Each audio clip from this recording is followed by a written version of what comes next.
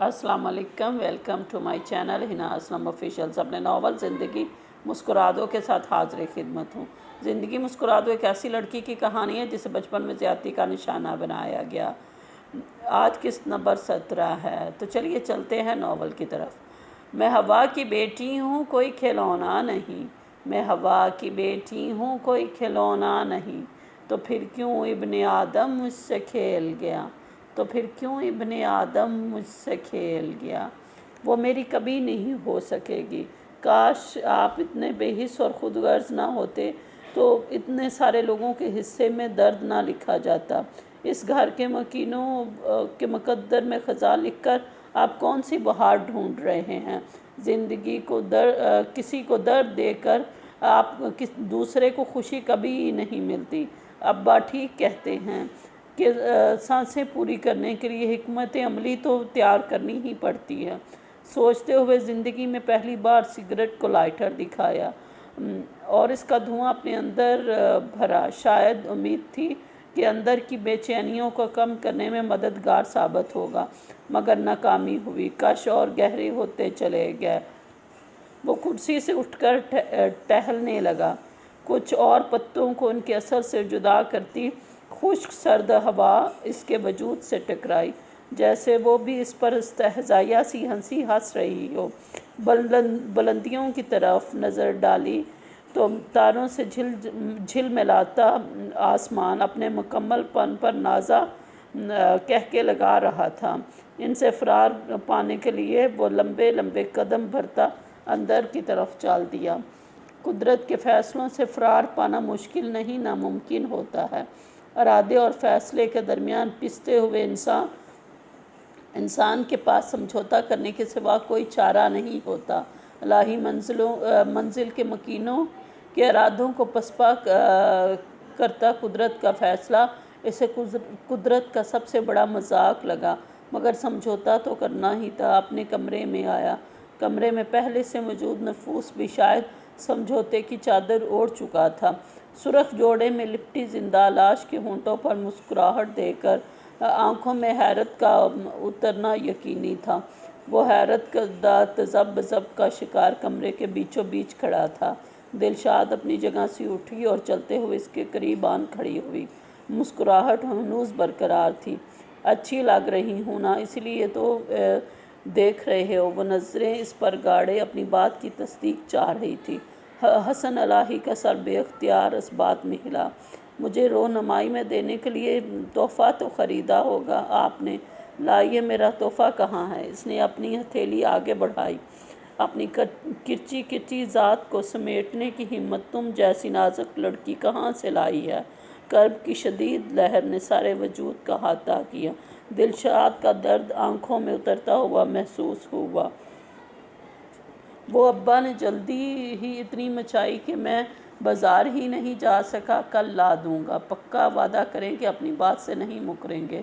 उसने हथेली थोड़ी सी और आगे बढ़ाई और हसन इलाही ने उसका नाजुक सा हाथ अपने हाथ में लिया। रिश्ता बदला तो तर्ज़ तख़ातब भी बदल गया। हसन इलाही का तुमसे आप होना शायद बीच में तकल्लुफ़ की लाशऊरी सी दीवार बनाना था। हसन इलाही ने जान लिया कि वो अब आपसे तुम कभी नहीं होगा। आपसे तुम का फ़ासला तय करना शायद इस जैसी नाजुक लड़की के लिए मुश्किल नहीं, नामुमकिन होगा। काश हुसैन भाई, मैं आपका गिरेबान पकड़कर इस लड़की के एक एक दर्द का हिसाब ले सकता, मगर मैं अगर इसे सारे जहां की खुशियां भी लाकर इसके दामन में भर दूं तो भी आपके दिए हुए दर्द का पलड़ा भारी होगा। ये दर्द को अंदर उतार कर मुस्कुराना शायद तकलीफ़ दे होता है। दो बेबस इंसान दर्द को अंदर उतार कर आमने सामने खड़े मुस्कुरा रहे थे। दोनों लुटे हुए मुसाफिर। एक का बचा कुछ नहीं था, दूसरे को मिलना कुछ नहीं था। दोनों के पास बोलने के लिए कुछ भी नहीं था। गहरा सन्नाटा शायद हवा को वहशत ज़दा कर रहा था। हवा की सरसराहट ने खामोशियों को तोड़ने की साई की तो बादलों की घन खिरज ने भी इसका भरपूर साथ दिया। बारिश को शायद दिलशाद पर रहम सा आया था। इसके दिल की सहरा हुई ज़मीन को सराब करने की कोशिश की। बेखबर बारिशें कब जानती थी کہ صحراؤں کو سراب کرنا ان کے بس میں کہاں ہوتا ہے۔ حسن الہی نے بے اختیار خواہش کی کہ بارش اس زور سے برسے کہ دل سے حسین الہی کی ہر یاد اپنے ساتھ بہا لے جائے، مگر اس کی خواہش نے حسرت کا لبادہ اوڑھا۔ حسین الہی تو شاید اس کی ذات میں اتنا مکمل بستہ تھا کہ اتنا مکمل تو شاید اس نے خود کو بھی کبھی نہیں دیکھا ہوگا۔ وہ تو اس کے درد سمیت اس کا کچھ بھی بانٹنا نہیں چاہتی تھی۔ سامنے کھڑی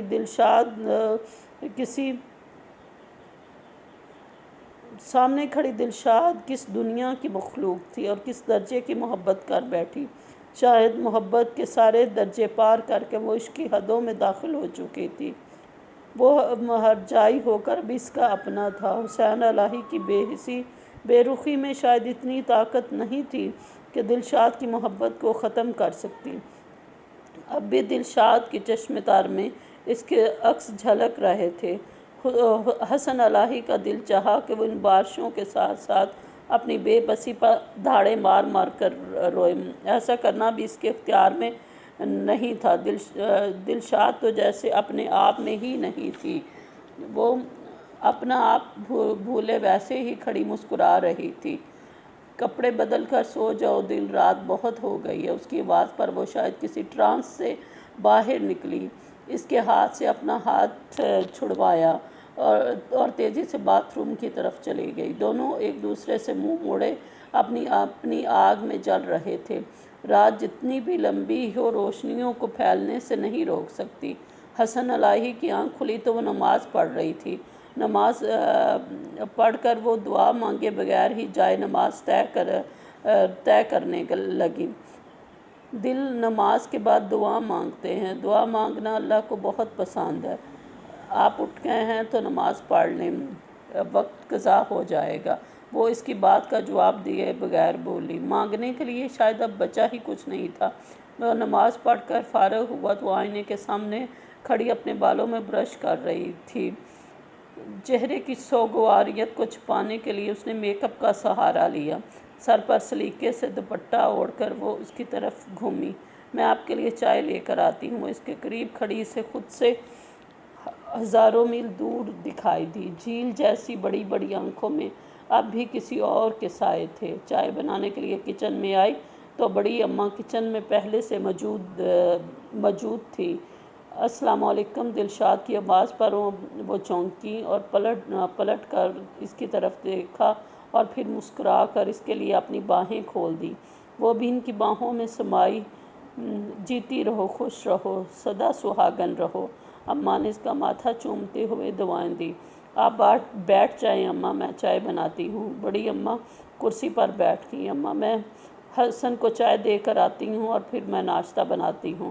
اماں کے سامنے چائے کا کپ رکھا اور ناشتہ بن جائے گا، تم فکر مت کرو، جو دیکھو حسن کیا کر رہا ہے، اسے زیادہ سے زیادہ وقت دیا کرو، اس کی پسند ناپسند جاننے کی کوشش کرو۔ دلشاد جب رشتہ بدلتا ہے تو تقاضے بھی بدل جاتے ہیں، اسے شوہر کے علاوہ کچھ اور سمجھنے کی غلطی کبھی مت کرنا۔ اماں کی باتوں کو نہ سمجھتے ہوئے بھی اس نے اس بات میں سر ہلایا اور حسن کے لیے چائے لے کر کمرے میں آ گئی۔ وہ بیڈ پر چت لیٹے چھت کو گھور رہا تھا۔ حسن میں چائے لے آئی ہوں۔ اس کی آواز پر وہ چونکا اور اٹھ کر بیٹھ گیا۔ کپڑے کون سے پہنیں گے؟ وہ الماری کھولے پوچھ رہی تھی۔ آفس جانا ہے، ظاہر ہے شلوار قمیض تو نہیں پہنوں گا۔ بولتے ہوئے نظریں اب بھی کپ پر تھیں۔ آج کے لیے اتنا ہی، ملتے ہیں اگلی قسط میں۔ آپ کو میرا ناول پسند آئے تو لائک کریں، میرے چینل کو سبسکرائب کریں اور ویڈیو کو شیئر کرنا نہ بھولیے گا۔ شکریہ۔